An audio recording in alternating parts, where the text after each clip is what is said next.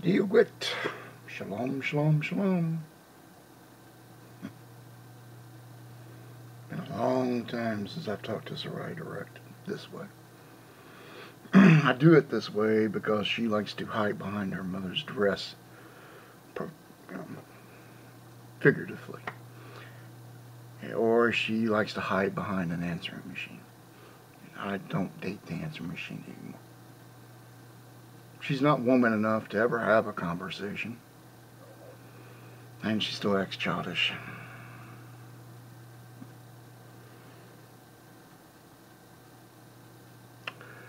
Sarraih.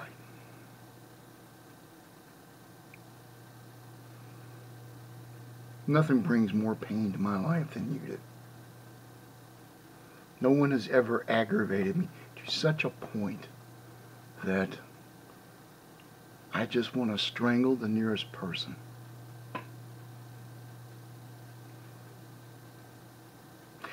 You, regardless to your slander and libel, did make a formal agreement with me. This is virtually a contract. You had 7 points on your side, I have 1 on mine. My 1 point is that you would swear to God you would keep your word. That was my only point. According to the original contract, I was supposed to go there 6 months after we agreed. But no, Mom's sick, I can't do it now. At the year point, which is when we were supposed to conclude our legal marriage, you said, no, my mother's sick, the dog is sick, the cat's sick, and so on.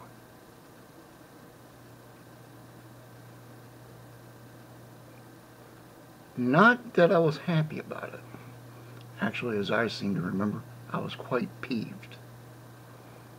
We ended up agreeing moving it another 6 months, which made it 18.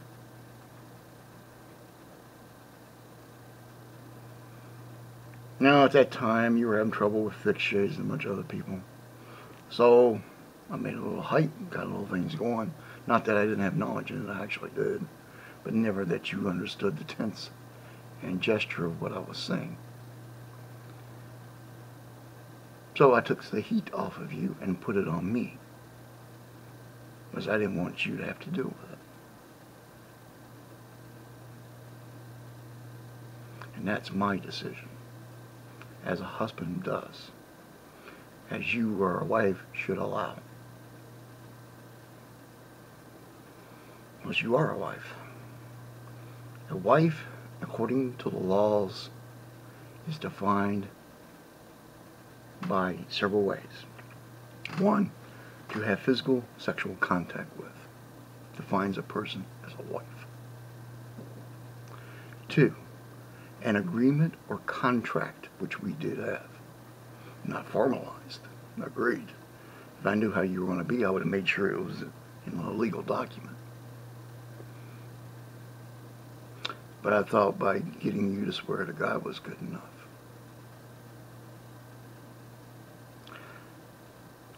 And the other way would be a vow, which is also applicable. So by all rights, by the law, you are my wife. And you'll be my wife until the day I die.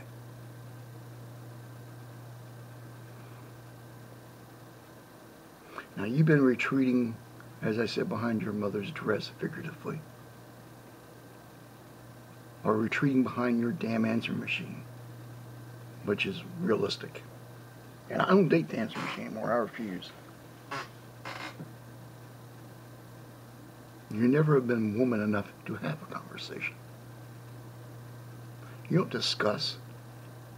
You crawl in a corner and you act like a spoiled brat. And that bothers me. It means that you're childish. It means that you only care about yourself. Selfish.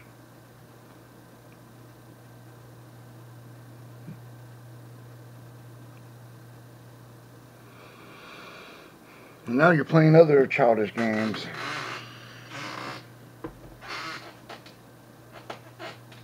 So yes, by the law of God, you are my wife. Yahshua once met a woman at the well. Notice in the exchange. I'm going to skip that part because it's not pertinent. And he asked her to go fetch her husband.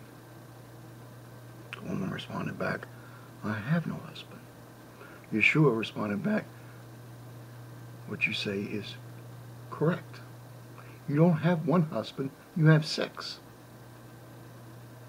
And the one that you're living with now is also not your husband.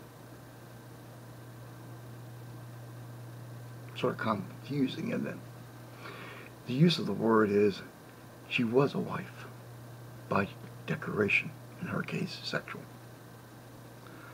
And the person that she was living with, who is her husband, by all intents and purposes according to God, was not her husband as far as the law of man.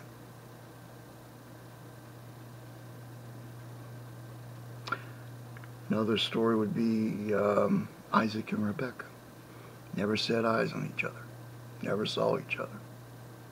Isaac agreed to marry the woman that Father Abraham brought back.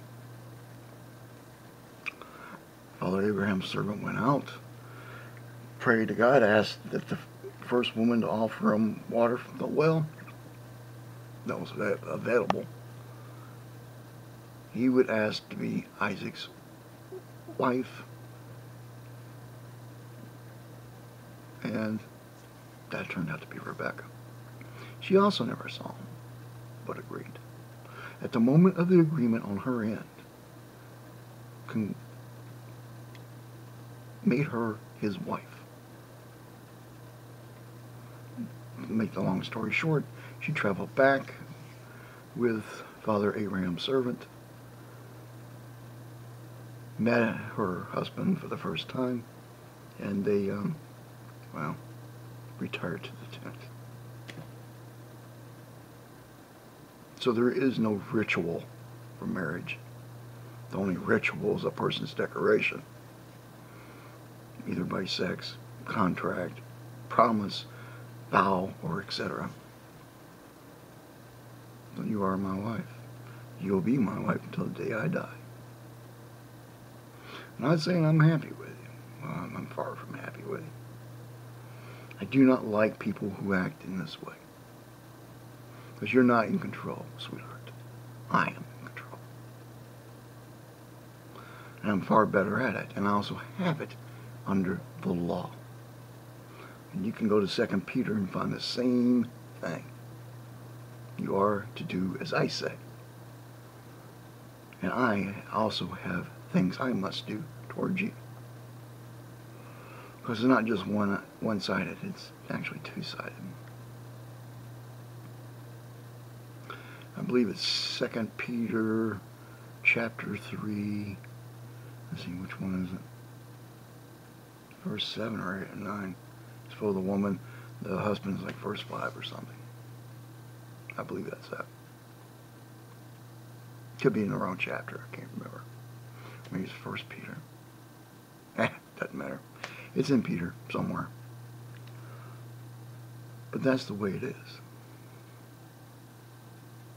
See, my goal is to look at the family as a whole, not my point of view. Your goal is to look at it, the family point of view, as far as the children and yourself and etc. Which you promised me a son. Which I knew was sort of ridiculous at the time, but you did make that promise. So where's my son?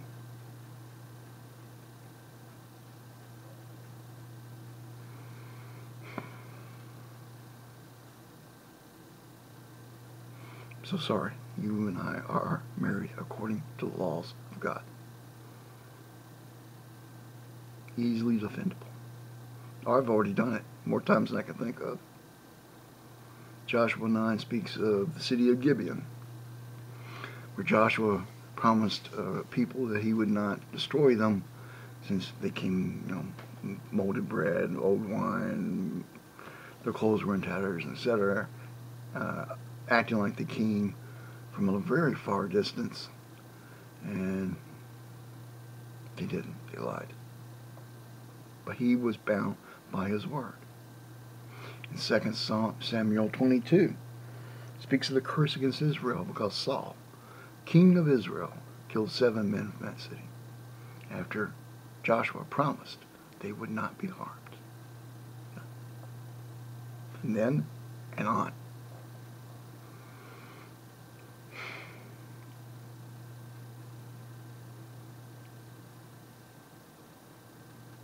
So a promise, a contract, an agreement, sexual if it goes that way, whatever that is, that's an agreement. That books it at that time as a wife and husband. If the state sees it that way or not. And the rituals of the pagans matters not. It's usually preferred, I agree, but it's not required.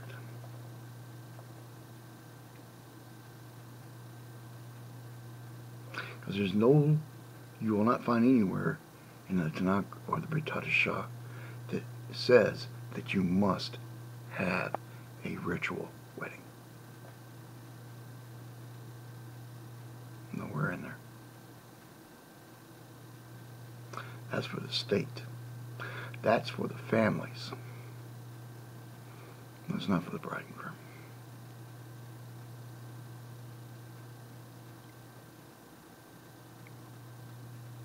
So now, it will continue until the day I die, and you are hereby directed by me to honor your word fully,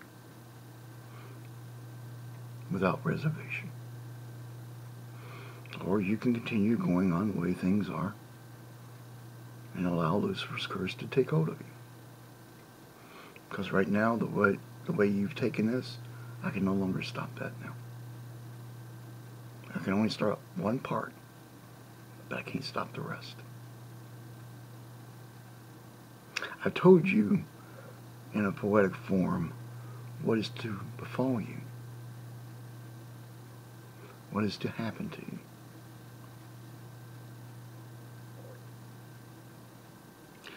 And that was placed on Abaddon's site, which is actually Sabella. What was to happen? And that is the prophecy that regards you. Poetic, yes, but it was meant to be. So that things don't unwillingly force the future.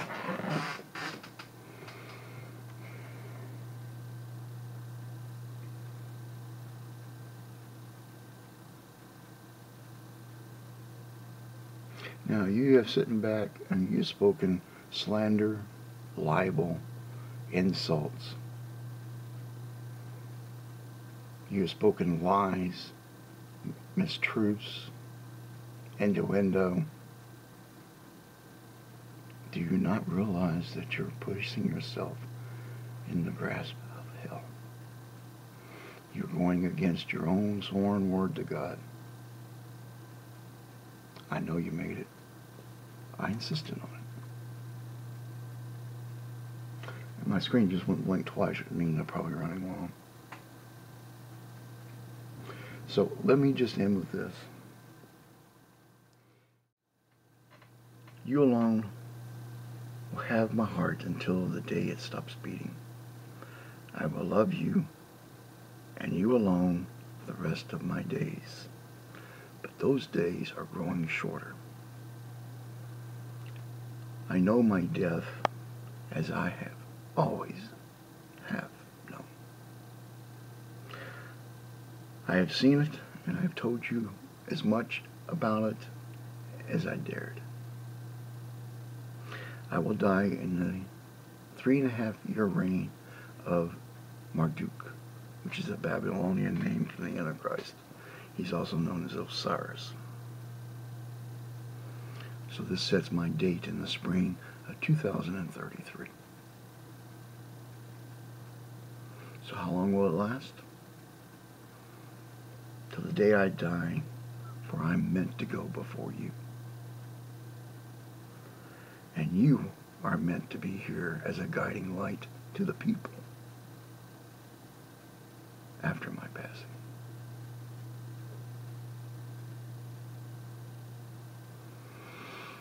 Take care, McGraw. Take care. Tara, Agam, Ditch. Shalom.